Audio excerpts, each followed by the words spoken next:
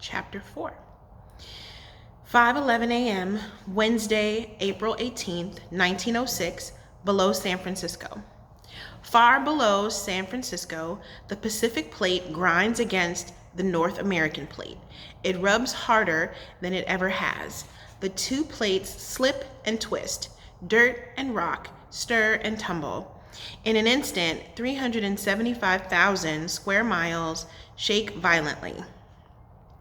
All over the world, there are machines that measure earthquakes. Their needles start to wag crazily.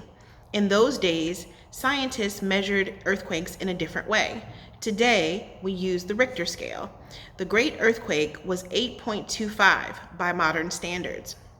The surface rips open for almost 290 miles, from Los Angeles in the south to Oregon in the north, and east to Nevada. Cliffs fall into the ocean. Hills crumble into valleys.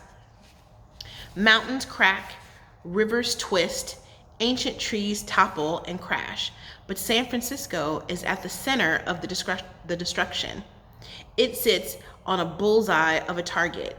In its houses, almost 343,000 people lie sleeping or are just waking. It is as if more than 18 million sticks of dynamite explode beneath them. That is more force than the atom bomb that struck Hiroshima. This is the earthquake of 1906, when the earth shook so terribly. 5:12 a.m. Wednesday, April 18th, 1906, Travis household, Sacramento Street area. Sawyer has been restless the whole evening. He whimpers all the time. He keeps waking his master. Henry does not sleep well either. It is twilight, just before dawn. Sawyer lets out a howl. Henry sits up and tries to calm his pet. Everything is all right, boy.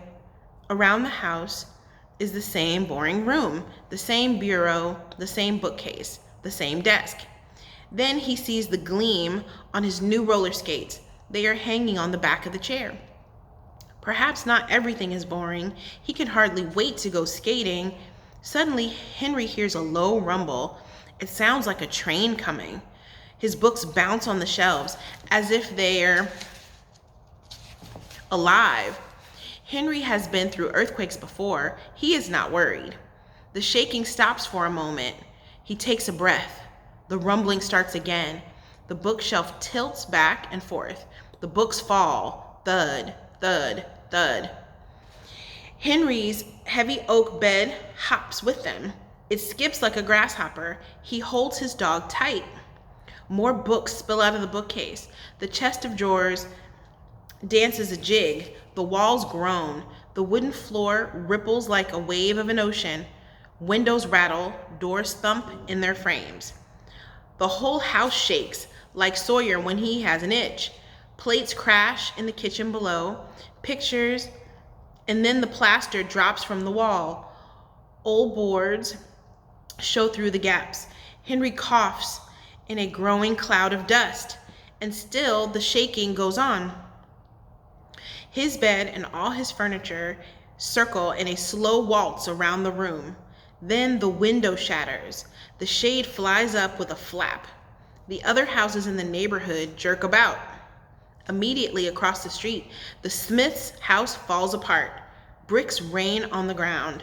Dust rises and hides the street. From within the cloud, Henry hears screams. His father bangs at his door. "Henry, Henry, are you all right?" He calls from the hallway. "Yes, how about you and Mama?" Henry asks. He stumbles out of bed. The floor shakes so much that he cannot stand. He crawls to the door. "We're fine, darling," his mother says. Henry tries to open the door, but it won't budge. The door is now crooked in the frame. "It's jammed," he says. "Don't worry," promises his father. "I'll get you out." He hears another rumble. There is a crash above him. He dodges when a chunk of the ceiling falls. Bricks shower down. They smash against the floor. Boards splinter and break.